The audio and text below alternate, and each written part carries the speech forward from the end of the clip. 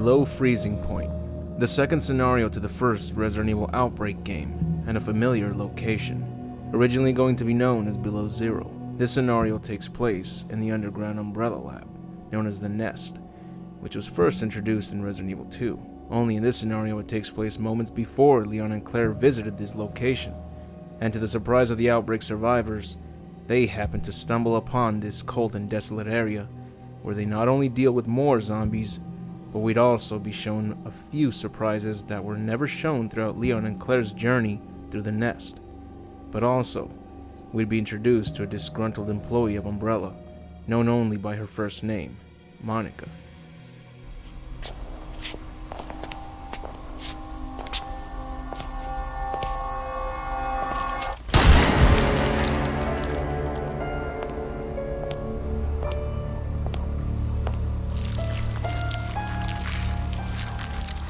There's no turning back now. But it'll all be worth it. As shown in her introduction, Monica murdered her fellow research employees and acquired a G-larva, intending to sell it to the highest bidder after escaping from the Nest. Luckily, when she tries to escape using the underground train, it isn't working properly, so she's forced to find another way out.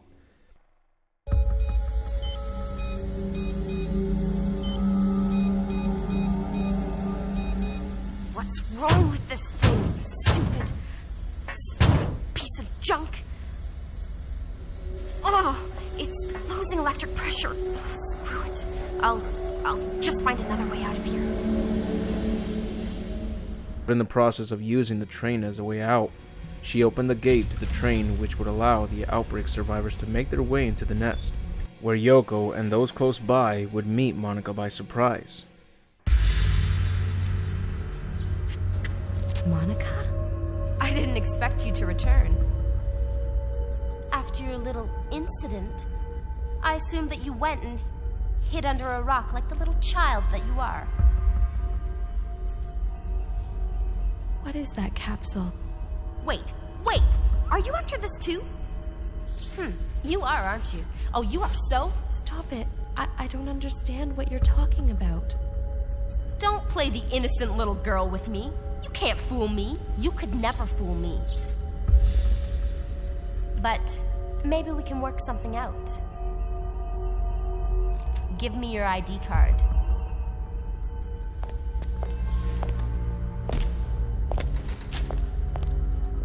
Yoko, you little lifesaver. I'm so glad we had this chance to catch up.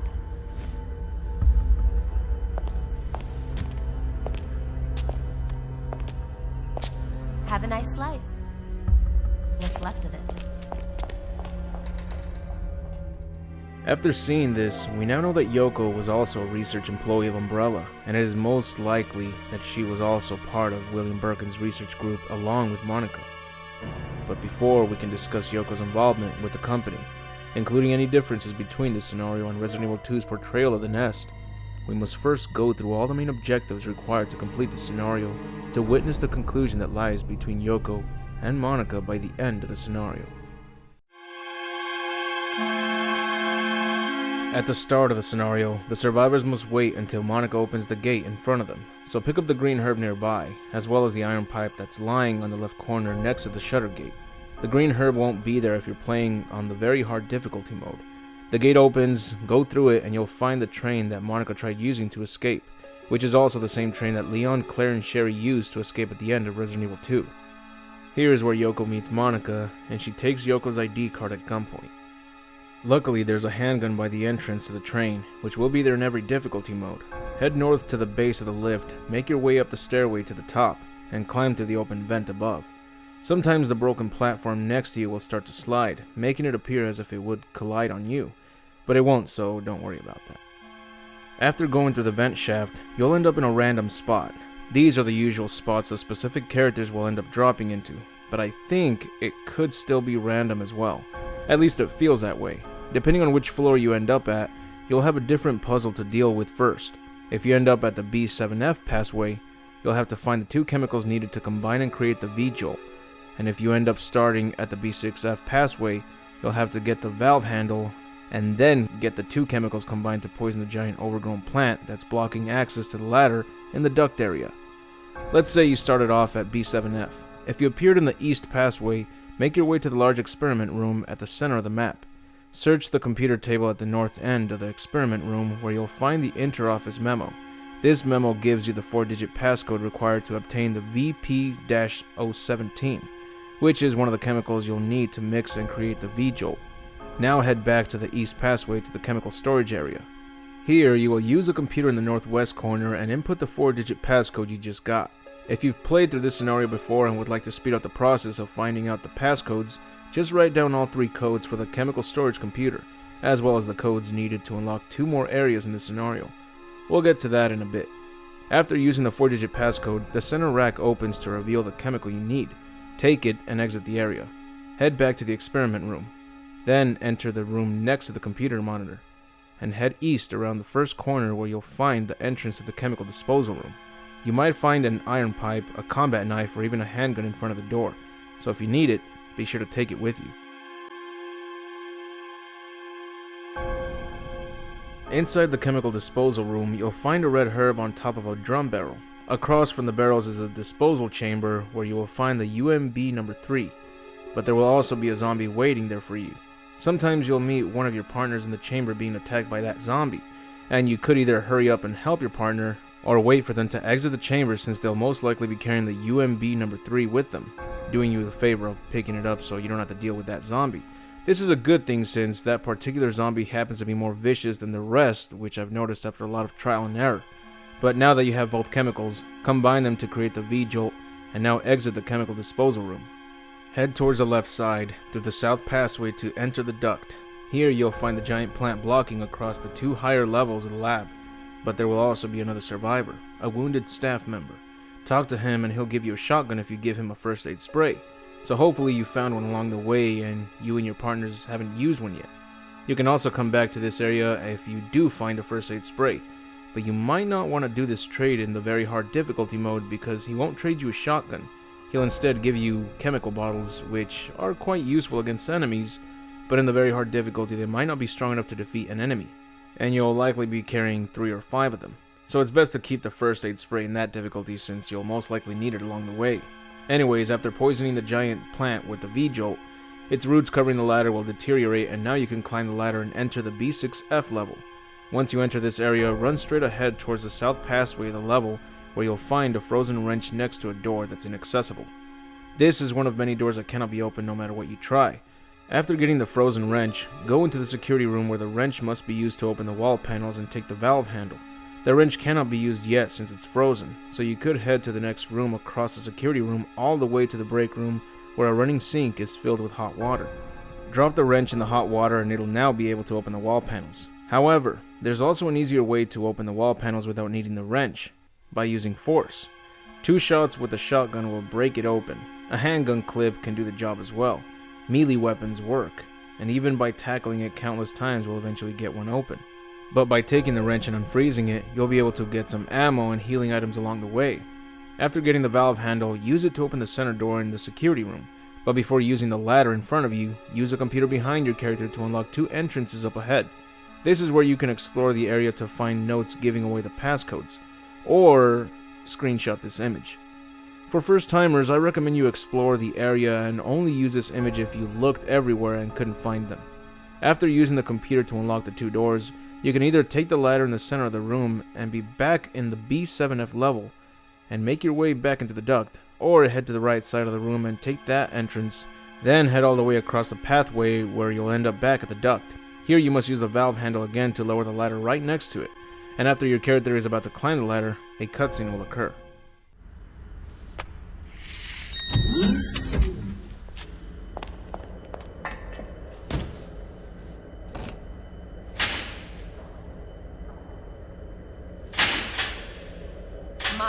Come on! It won't move! Why? Oh, give me a break! I don't believe this! Something else I have to fix to get out of here.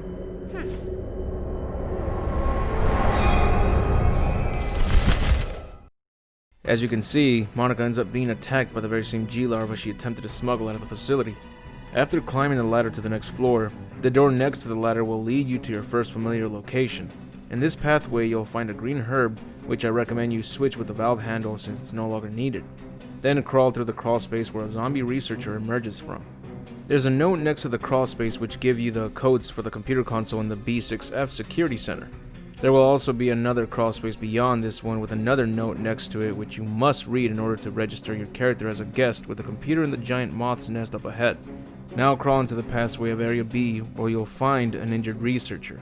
If you're playing as Yoko, talk to him and he'll give you a rare weapon, the Magnum handgun. In the easy difficulty it's loaded with 7 bullets, but in the harder difficulties it has fewer shots remaining. The P-4 laboratory room is inaccessible, but there is a control panel which opens the 7-3 shutter, and once you do so, moth larvae will drop from the ceiling. It's best to just stomp on them or ignore them since they move and react very slowly. If you used the 2 computer codes from earlier, this room will be accessible without Yoko's keycard. After doing so, enter the computer room, aka the giant moth's nest, to get your character registered as a guest in the lab. Again, if you're Yoko, you don't need to do this, as she is an Umbrella researcher at this lab. So the only reason for her to go into this floor would be to pick up the items as well as the Magnum handgun. After registering your character, it's best not to pick up the blue herb in this room, or the one next to the P-4 laboratory entrance, because there's a chance that once you reach the next floor above, this will happen.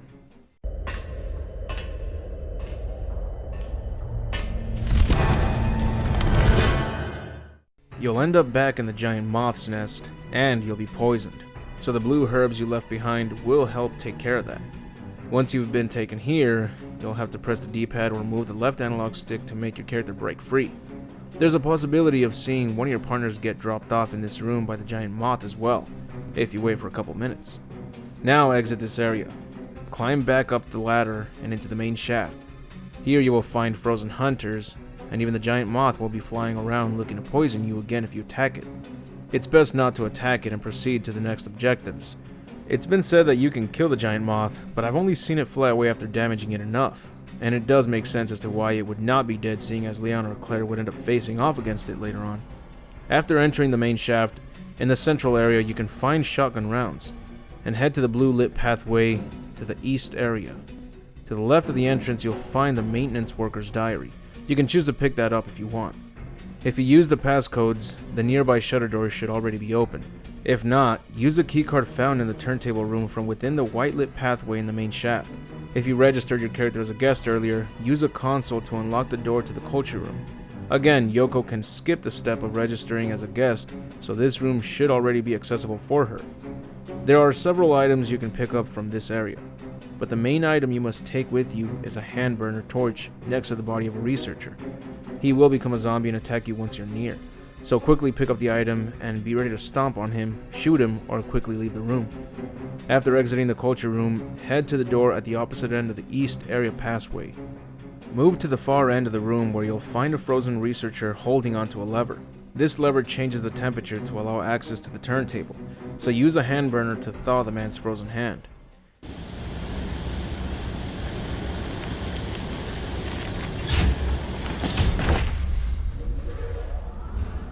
After the temperature has been lowered, you'll notice 2 items here. The researcher's will close to his body, and a broken shotgun next to the door. This shotgun is useless unless you're playing as David or have him on your team.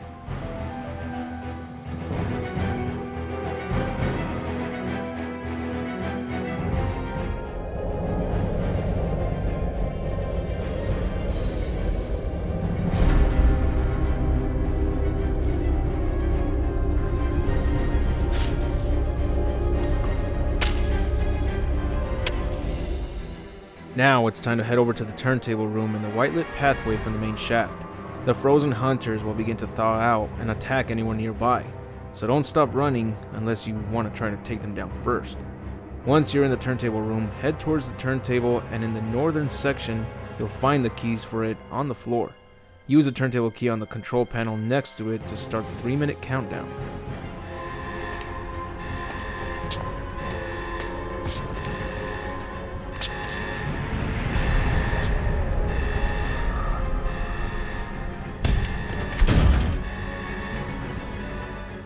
Now we see that Monica has made it this far but collapses in the area while you continue to fight off any zombies and hunters. After the 3 minutes go by, be sure to stay in this area, otherwise the turntable will rise and leave without you, which leads to a game over after seeing what happens next to your character.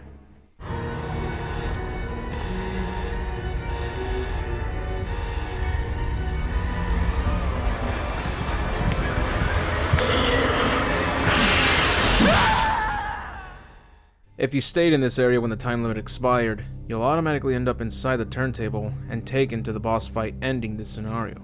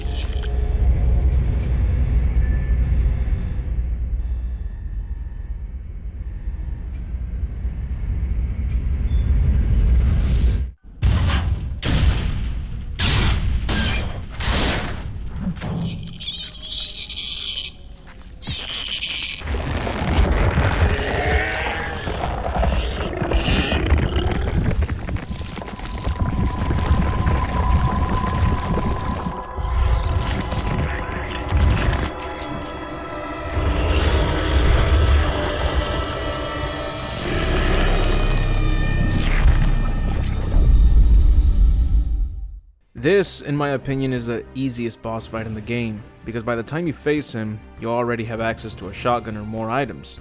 You'll also have the Magnum handgun if you're playing as Yoko, and there's plenty of ammo for both handguns and shotguns at the far end of the locomotive, as well as healing items. And if you run out of ammo, just simply lure the G-Mutant towards the back of the locomotive, then run around him and head to the far right end and use a control panel to launch the locomotive, hitting the G-Mutant. And depending on how much damage it's taken from your firepower, you might only need to hit him once with the locomotive to take him down for good. And this concludes the below freezing point scenario.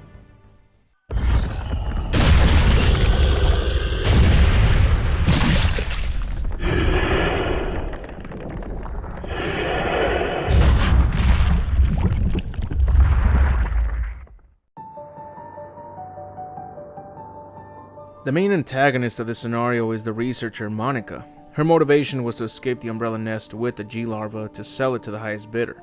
It isn't mentioned why she felt the need to betray Umbrella, but she must have realized that the higher-ups at Umbrella were going to betray them, or they'd be left for dead, which we've seen throughout the games at this point, so it's much understandable for her actions. It's interesting that she knew who Yoko was, but even if you play as Yoko, the scenario doesn't change. There aren't additional exclusive cutscenes between them. Even when they're both at the turntable area by the end, Yoko will only say something in text if you try interacting with Monica's body. I feel like it was a missed opportunity to include an exclusive cutscene where Monica collapses and Yoko picks her up and brings her inside the train, where she can then reveal some useful information regarding Yoko's unknown background. This will also work greatly to have the G-Mutant burst out of her, leading to the boss fight instead of seeing the creature as a baby make its way all the way to the top and then break through the steel floor and proceed to mutate into its adult form.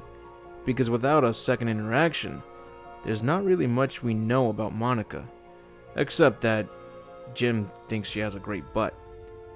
The other side characters we meet in this scenario are also worth talking about. There's a man in the duct who's close to dying, which you can help by giving him a first aid spray, the researcher who recognizes Yoko and gives her his Magnum handgun, and Frost, the man who sacrificed himself to lower the temperature below zero in order to slow down the hunters, killing everyone inside the facility.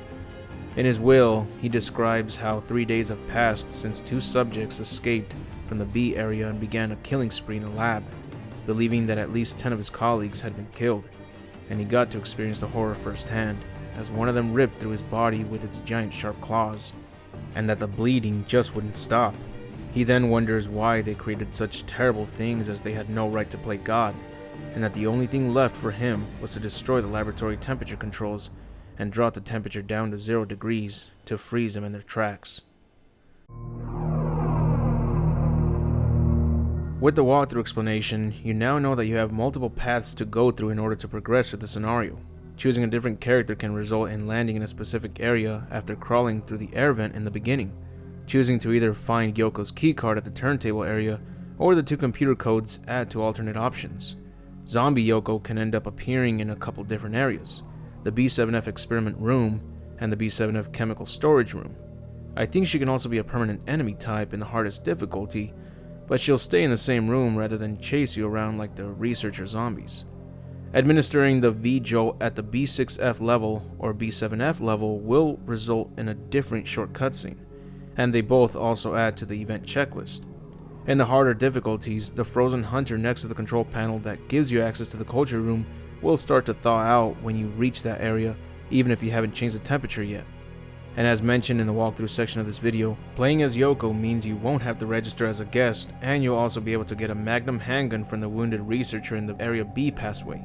And this will also work if you're playing as any NPC character with Yoko's character type. I think Yoko's amnesia was a reference to Alice's amnesia in the first live-action film, mainly because Yoko and Alice were both employees of Umbrella, and if the same font from the movie was used for the title of the Outbreak games, then maybe the developers were fans of the film and wanted to add their own amnesia character as one of the survivors, and she would also end up being an Umbrella employee. If you play the game on the very hard difficulty, you'll encounter one Licker, which is likely a callback to the Lickers roaming throughout the Umbrella nest in Resident Evil 2. Most of the doors you cannot open are either frozen shut or broken, but if you're wondering what's behind them, then let's take a look at each of them. In the Laboratory B5 area, there are 2 inconsistencies. In the Outbreak version, we see that there's a crawl space next to the blocked entrance, but in the original RE2 version, that spot is just a solid wall. So if the developers wanted to get the player to end up in this exact location, then they should have worked around the fixed camera angles. Instead of placing the crawl space here, they should have placed it here. This is a very dark spot in the RE2 pre-rendered background, so if the developers changed it, then there wouldn't be any problems. Then there's the control panel that opens the 7-3 shutter. It's not present in Resident Evil 2. To fix this problem, I would have suggested that the shutter should stay open, and if they wanted to make 2 areas that required the computer codes and or Yoko's ID keycard, they should have locked one of the many doors in the B6F location or the B7F location instead.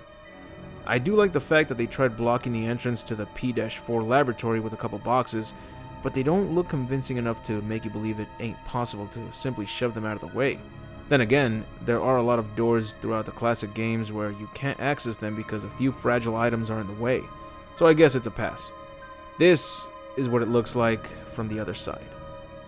And as for the shutter next to the 7-3 shutter, it blends in well enough that players may not have noticed that if it was open, you'd get access to the large C-2 hangar with all the security monitors. Looking at the giant plant in Resident Evil 2, it's possible to believe that there are 2 more levels below, even though the small platforms don't stick out. The dark areas can be taken as covering the ladder below. Plus, you can see in this shot that the ladder is stretched far below, so I'd say this works well with the duct area from the below freezing point scenario. The 2 doors in the west area are inconsistent with Resident Evil 2. They appear to be damaged, but when Leon and Claire reach this area, both doors are not damaged. It would have made better sense to include a dying Umbrella employee warning anyone nearby to not enter those rooms because Ivy creatures or evolved lickers are inside each of them. This way we can believe that they were present, but no one is willing to enter those rooms due to the circumstances. If you ask me, I think these 2 rooms, including the one in front of the East Area sign, should have been accessible. They're small rooms that could have included extra enemies and items. Perhaps they didn't have enough space to include them, but I'm sure it was possible to include that extra Umbrella employee to make better sense of why we don't enter those rooms, as well as what happened to those particular creatures. There is another room that cannot be accessible, but I don't think it connects with any areas from the original Resident Evil 2 nest. So I'd say it could be a mystery as to what lies behind this door.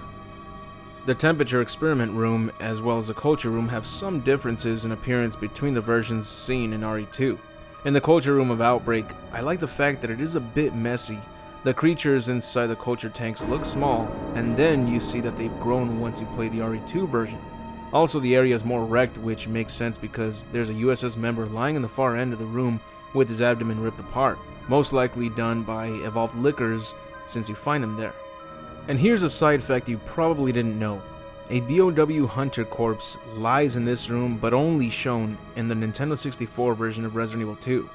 So now you're probably wondering if the USS member took it down, or the Hunter took him down, and the Evolved Lickers finished off whoever remained alive.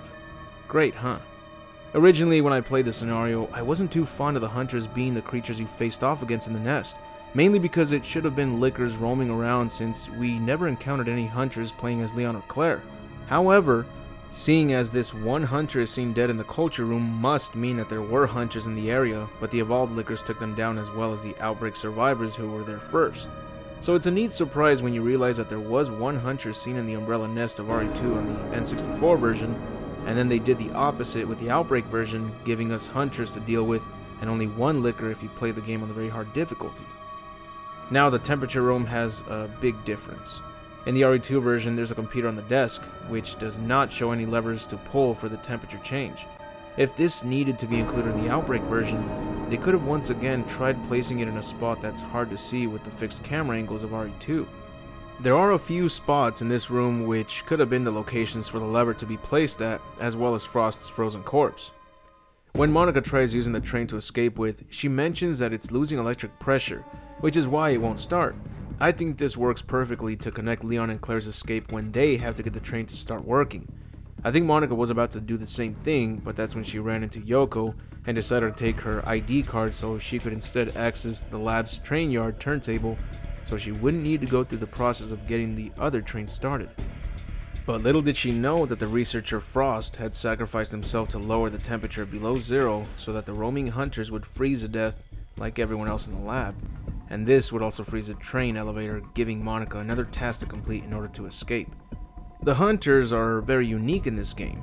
They only appear in this scenario, which feels a bit misplaced because the Umbrella Nest was infested with ivy creatures, evolved lickers, zombies that are meat and bones, but I guess I can see those being an exception since you do turn the heat temperature high enough to melt the ice within a few minutes, so zombies under heavy heat could have chunks of flesh peeling off after a short period of time. But you don't encounter any ivy creatures, and you will only find one licker if you play the game on the very hard difficulty mode. However, the Hunters are a great addition to this scenario for two reasons. One, because we see a dead Hunter in the culture room of the Resident Evil 2 N64 version, meaning that they had to have been there at one point, and the second reason why I love their inclusion is because of what they are capable of. Hunters have a much more menacing and detailed appearance from their previous designs. The bad thing about them here is that they react quite slow, which can be great when you're in danger, but if you are playing in the harder difficulties, their reactions are quicker, and as you can see from these examples, Hunters can break your weapons. If you're using a handgun, they'll break it. If you're using a shotgun, they'll break it. You're going to want to play this scenario as David or any NPC characters using his character type, because he can repair broken weapons, and these Hunters will leap towards you to immediately destroy your weapon before taking you down. And if you thought that Hunters were more threatening in RE1 and 3 because they could one-shot kill you, well, they can do that here as well. The fact that we revisit this location with the Outbreak survivors was a welcoming surprise, only it does not fully answer the questions we had in mind after playing Resident Evil 2. Because even though this game goes along with the original timeline, it leaves a few contradictions to what we saw after playing RE2. For example, there are a few doors and areas that cannot be entered because they're either frozen solid or they're broken due to a certain creature's attack. And since this is taking place before Leon and Claire visit the nest, then they too should not have been able to access the areas with the broken doors. As for the doors that were frozen solid, part of the final puzzle in the scenario was to change the temperature and unfreeze the nest. So if it was able to unfreeze the elevator train within a couple minutes, then why were the inaccessible doors still frozen? They say they're sealed shut, but nothing comes out of it. In a way, it feels like you have more questions than answers after playing this scenario. Like, why is the lift area broken if it's then working properly when Leon or Claire end up using it? Why is Yoko a zombie if you're not playing as her? And also, where was Annette Birkin and William Birkin throughout this scenario? Well, here's my theory. When Monica gets attacked, we're meant to believe that the G-larva inside the sealed case that she was carrying ended up breaking free and attacked her. And I get that Monica gets killed by the G-larva she tried escaping with, but why didn't she notice the creature break through the sealed case that she was holding? And why was it above her when it attacked her? My guess is that she wasn't meant to be attacked by the G-larva inside the sealed case, but instead, it was William Birkin who attacked her and broke the sealed case, which would then impregnate her as she laid unconscious. So we know that the below freezing point scenario takes place before Leon and Claire discover it, so it's possible that William Birkin in his first form was roaming throughout the facility, which I feel like it would make more sense if he encountered Monica. It just leaves me wondering if this did happen and developers removed it because it felt too similar to Brian Iron's demise, as well as Ben Bertolucci's. We know they even went as far as to create Birkin's infected character model, so it is possible that he was going to be a pursuing enemy like Mr. X and the Nemesis, or in this case, like the Leech Man and Thanatos. I personally wish they included him, but only in the harder difficulties, similar to the first Outbreak scenario giving us the giant scissor worms in the harder difficulties. It would give the scenario way more replay value, even though it's just the inclusion of Birkin as a pursuer. Another possibility as to why he was cut was due to limited space, although I find that hard to believe when his character model is found within the game's files, fully animated and everything. All they had to do was just throw him in there, no cutscenes or anything, just have him appear off camera when you least expect it, and go from there. Make it impossible to take him down and have the survivors try to avoid him while they progress to the nest. It's alarming when you play the hell out of this game, realize that he was made, and they don't include him in the game at all. Even Annette Birkin should have been seen, since she couldn't have left the facility due to both exits being inaccessible unless she went out there like Monica and tried to get one of the trains started. I would have liked to see a cutscene of Monica and Annette discussing what's going on. Maybe Annette could have ordered Monica and another researcher to retrieve the G-larva, but then that's when Monica betrays them and steals the G-larva for herself. One thing I don't like about her demise is that the G-embryo inside her pops out of her chest instead of tearing half of its host's body in half like it has done before, because now it looks like it's ripping off a xenomorph from the Alien franchise. Another problem is that as a baby, the creature has immense strength. It's strong enough to pierce through steel, and then it mutates into an adult. So if it has enough strength as a baby to pierce through steel, then as an adult, it should have been able to tear a human body to pieces with one smack, right? Aside from that, the boss fight was entertaining. I love the multiple choices you have to progress through. Revisiting the Umbrella Nest was a great experience for an Outbreak scenario, and next time we'll be diving into the next scenario known as the Hive.